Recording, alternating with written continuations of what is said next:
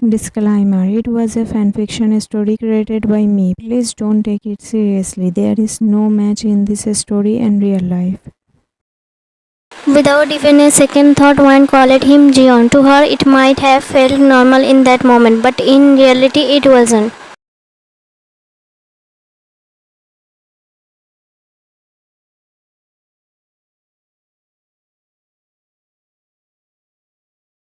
As if with just one word, all of one's feelings had been sealed with the heavy stamp of impossible. From Jeon's words, it felt to her like a harsh reminder that the way she had begun to look at him was wrong, something forbidden, something that could never happen.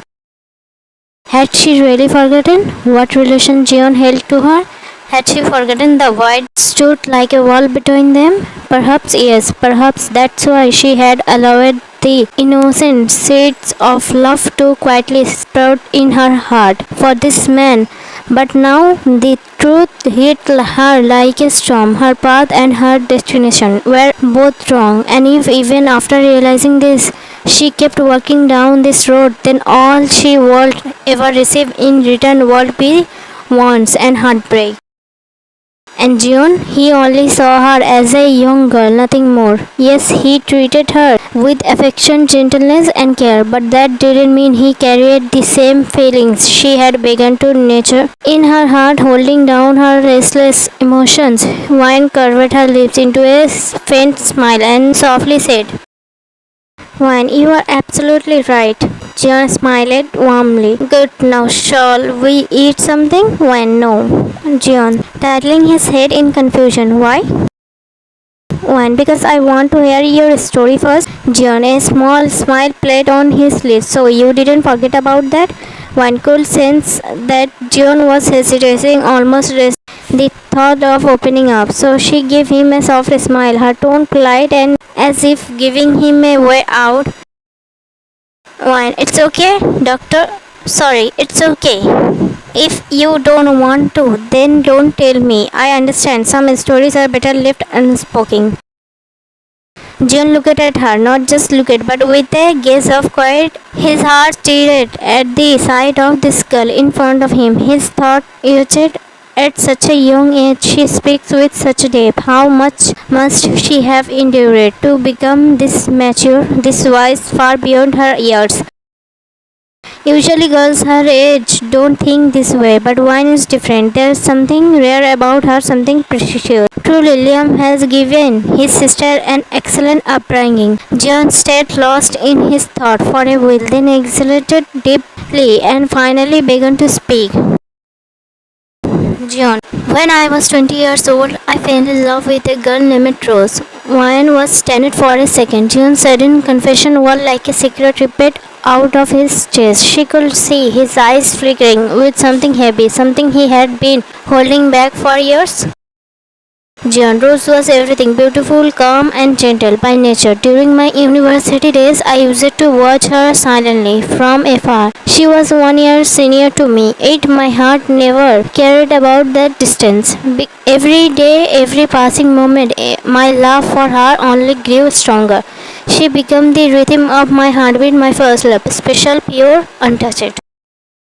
He paused for a moment, his gaze lowering as if even speaking her name still weighed on him. Jeon, finally on her birthday I gathered all my courage. I bought flowers, a small gift, even rehearsed in front of the mirror. How I could confess. My hands were trembling but my heart, it was full of hope.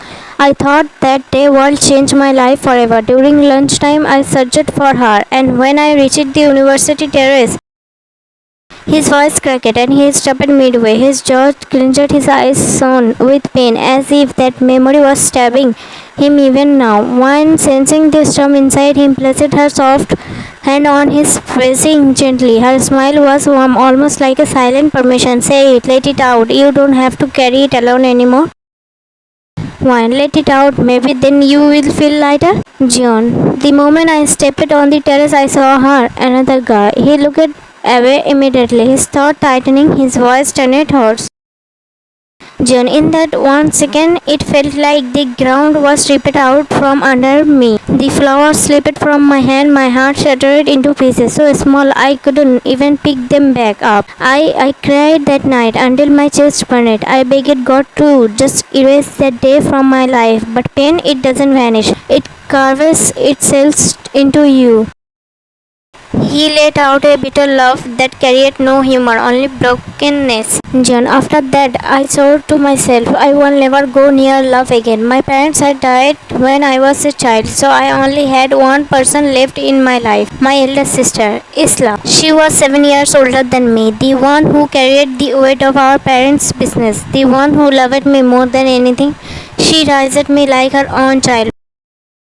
But when she saw me sneaking become quieter and quieter, she grew desperate. She thought marriage would save me. Without asking me, she fixed my marriage with her best friend's younger sister, Marlene. Jeon, I begged her not to. I told her I wasn't ready, that I couldn't do this, but she didn't listen. She only said, unless you give someone else a chance, you will never be able to forget Rose. She thought she was protecting me, saving me. Jeon, after marriage, I couldn't love Marlene. I couldn't even pretend. I never spoke to her properly, never gave her the time she deserved. We lived under the same roof, but in separated rooms, as if we were strangers, forced into the same cage. One day, Isla found out that I hadn't accepted Marlene even after so long. She called me to her house. I still remember her words clearly. Marlene married you for your sake, and if you, as her husband, keep treating her like a stranger, imagine what she must be going through.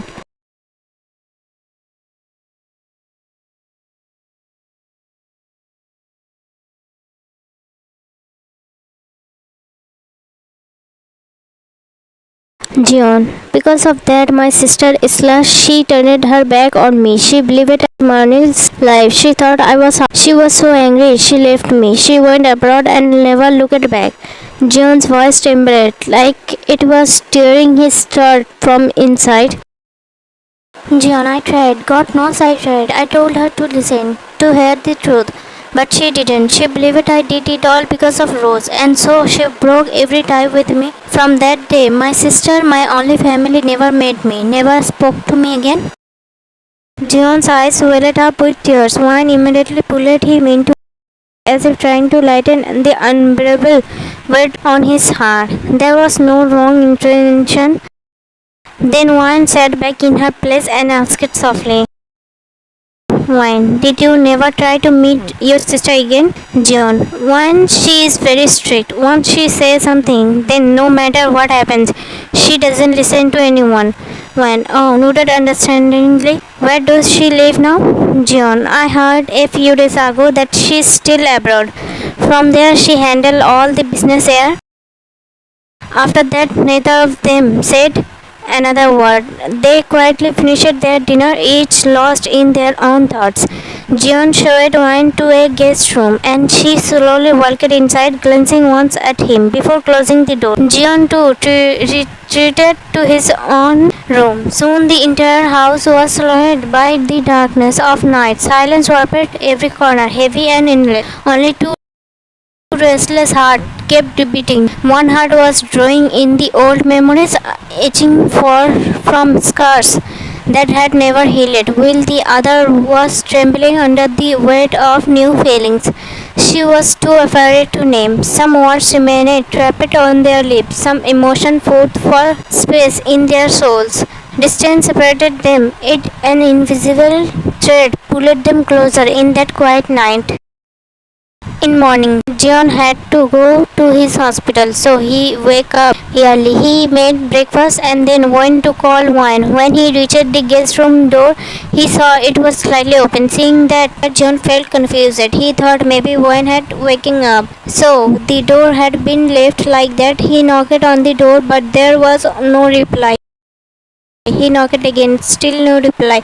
After knocking and calling for a long time with no answer, Jeon started to feel a little worried. No matter how deep someone sleeps, they usually hear knocking and calling, and the door was slightly open too. Jeon began to worry about Wayne, so he gently pushed the door open and went inside. When he saw her, a smile came to his lips. One was curled up like a child, wrapped completely in a blanket, sleeping with headphones in her ears. Because of the headphones, she had not heard the knocking or Jeon calling. Jeon moved slowly toward her and quietly took the headphones off her ears, then said softly, John, Wine, wake up, it's morning. Aren't you going to university? Wine, mumbling in sleep. Liam, please let me sleep. Why do you always come near my ear every day like an alarm? Hearing this sleepy answer made John smile softly. He understood how Liam looked after his sister like a caring parent. Memories of last night came back to Jeon and he felt pity for Wyan. At such a young age, she was suffering so much and still smiling. Their situation felt a little similar to him. He felt a strange closeness and pull toward Wyan. It was not just pity for her pain, there was something else. He was feeling something he could sense but not fully understand. Over the years, he had many patients, but had he ever felt this much? Had he ever shared his secret with a patient? Had he ever interfered so much in a patient's life? Wine did not have a serious injury, just a small one. It Jeon felt unusually connected to her. Maybe it was because of her words, her courage, and her patience. Will Jeon stood there lost in thoughts. His phone suddenly rang. He quickly picked it up without even checking the caller ID.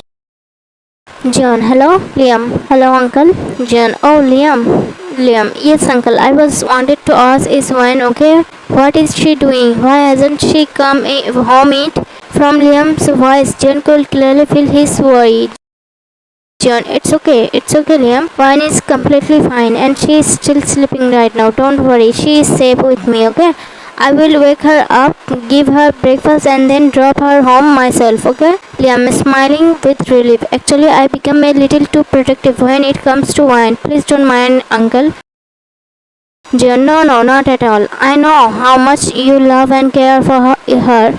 Your worry is completely natural, Liam. Okay, uncle, then please drop her home. John, After this, Jeon disconnected the call and turned it again towards Wine. He sat near her and began softly caressing her hair with gentle hands. His voice calm yet firm. Jeon, Wine, wake up now, otherwise you will be late for university.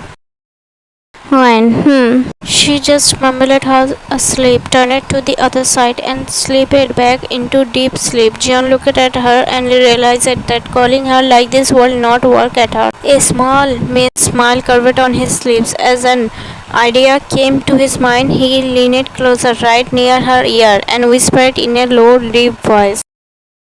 John, Miss Wine, wake up now. Otherwise, if I use another way to make you wake up, you won't be able to handle it.